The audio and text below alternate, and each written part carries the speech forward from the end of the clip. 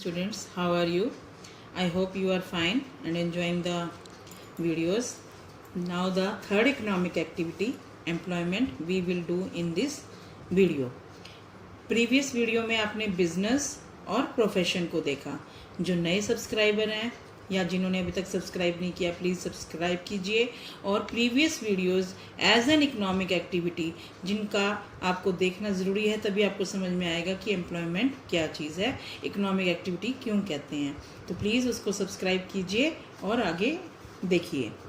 Employment is an economic activity in which person is employed by another person to render his services and in return he or she, कोई भी हो सकता है, gets the remuneration. means जब employment एक contract होता है जिसमें दो चीज़ें होती हैं, एम्प्लॉयर और एम्प्लॉई. तो जो एम्प्लॉयर होता है वो सर्विसेज को लेता है और जो एम्प्लॉई होता है वो सर्विसेज को देता है और बदले में उसके वो remuneration in form of cash और अदर बेनिफिट के रिसीव्ड करता है. तो एक्चुअली होता क्या है, it is an contract between two और मोर पर्सन. ये एक तरह से कॉन्ट्रैक्ट है. बेटे मैंने आपको इकोनॉमिक एक्टिविटी का कंसेप्ट क्लियर किया था कि कोई भी ऐसी एक्टिविटी जिससे आपको पैसे अर्न करने को मिले और आप अपने जीवन को चला सकते हैं उसे हम इकोनॉमिक एक्टिविटी कहते हैं. तो एम्प्लॉयमेंट में भी वही होता है कि ये कॉन्ट्रैक्ट है एम्प्लॉयर और एम्प्लॉय के बीच में या मोर देन टू पर्सन. तो उसमें आप लोग एक सर्विस देता है, दूसरा अपने वेजेस को देता है. तो इस तरह से प्रॉफिट यानी उसकी जो सैलरी है या वेजेस हैं वो उसका प्रॉफिट है और उससे वो अपनी ज़िंदगी को चलाता है. तो इसमें देखेंगे क्या क्या चीज़ें होती हैं. बेटे इसमें तीन चीज़ें जो हैं वो मेन है.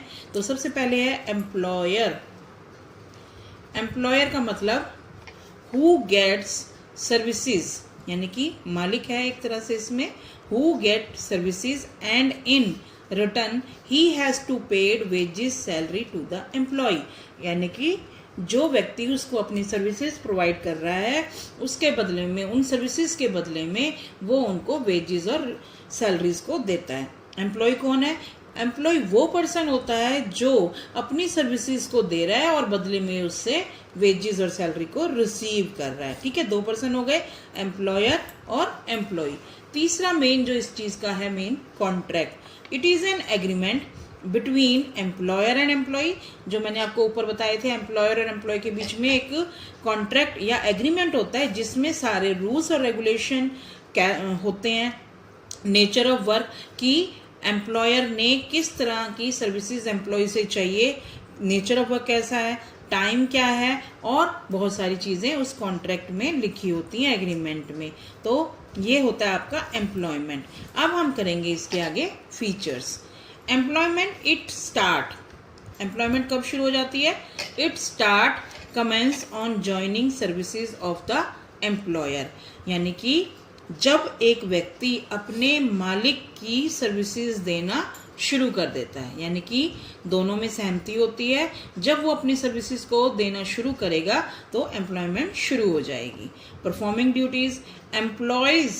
एम्प्लॉयज यानी कि जो सर्विसेज दे रहा है. Perform the duties assigned by the employer. जो उसके मालिक ने या एम्प्लॉयर ने, ऑनर ने जो सर्विसेज उसको कहा है परफॉर्म करने के लिए वो उसको देगा. फॉर एग्जाम्पल, अगर मान लो आपका हाउस सर्वेंट है तो आप उसको ये भी बताएंगे कि आपने इसमें साफ़ सफाई क्लीनिनेस का काम करना है, फिर आपने सर्विसिंग भी देनी है जैसे कि खाना पकड़ाना करना, और उसके बाद आपने कपड़े भी वॉश करने हैं, लॉन्ड्री सिस्टम भी सारा चलाना है. तो इस तरह से उसकी ड्यूटीज़ पहले क्लियर हो गई. अब वो उन्हीं जो एम्प्लॉयर ने ड्यूटी फिक्स की हैं उनके अकॉर्डिंग वो परफॉर्म करेगा.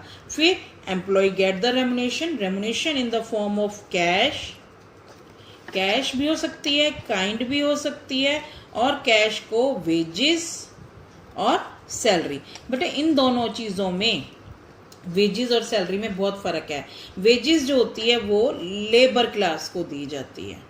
लेबर क्लास मतलब जो कि आपके छोटे मोटे कोर कंसेप्ट को करती है, जैसे कि हाउस कीपिंग हो गई, आपकी ये जो होम मेड हो गई, हाउस मेड हो गई, इस तरह से इनको वेजेस दिए जाते हैं। सैलरी क्या होती है? जो आपके ऑफिस की वर्क को मेंटेन करे, ऑफिस में फाइल्स को मेंटेन करे, यानी कि एडमिनिस्ट्रेटिव लेवल पर करे, तो उन एम्प्लॉयज़ को सैलरी दी जाती है। ठीक है। टू ट्रांसफ़र, एम्प्लॉय जो इसमें सर्विसेज प्रोवाइड करता है does not have the right to transfer his services. For example, आप डांसिंग क्लास लेते हो, ठीक है, डांस सिखाते हो, तो आपका हुनर आप उसको ट्रांसफ़र नहीं कर सकते किसी और टीचर को कि आप डांस सिखाओ, ठीक है ना। यानी कि इसमें जो सर्विसेज होती हैं, अब मान लो आपने किसी के यहाँ से बेकरी से केक लेना है, आप चाहते हो कि मिस्टर एक्स ही आपका बना हुआ केक आप खाएं, तो मिस्टर एक्स ये नहीं कहेगा कि वाई वाला बना हुआ रखा है, मैं आपको वाई का दे देता हूँ, नहीं। इसमें एम्प्लॉयज़ अपने राइट को ट्रांसफ़र, यानी कि अपनी ड्यूटीज़ को ट्रांसफ़र नहीं कर सकता। और employee work under the rules and regulation set by the employer. इसमें जो भी उसके मालिक ने रूल्स और रेगुलेशन सेट किए होते हैं वो एम्प्लॉयज़ उसको काम करता है। आई होप बेटा आपको एम्प्लॉयमेंट समझ में आ गई होगी। ठीक है, तो आप इसको for more videos subscribe the channel, like the videos and share the videos.